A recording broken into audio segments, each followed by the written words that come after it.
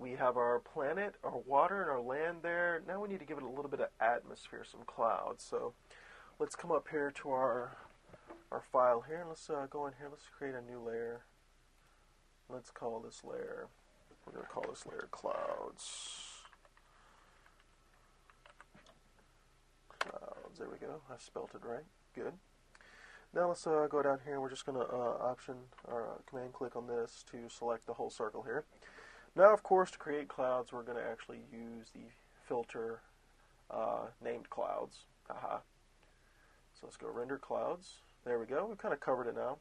Let's do this. Let's do an inverse of that. Let's go to render difference clouds. There we go. Now we got a little something going on. Now let's hit Command I. There we go. We've kind of inversed it a bit.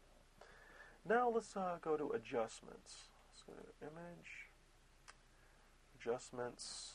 Let's do, let's go down to brightness contrast. I think we can play with this quite a bit here. Let's take our brightness down to -30, and our contrast, let's take it up to 95.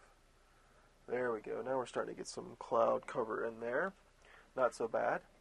Now let's go ahead and blur this a little bit. Let's motion blur this. So actually hit OK and accept this.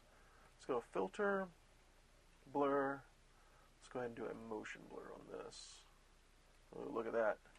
Starting to get kind of crazy there. So let's see. Angle, we'll leave it at 0. We'll do distance at let's do it at 120 or something. Yeah, it's not so bad there. It's looking pretty good. We'll leave it right here. We'll pick it up in the next part.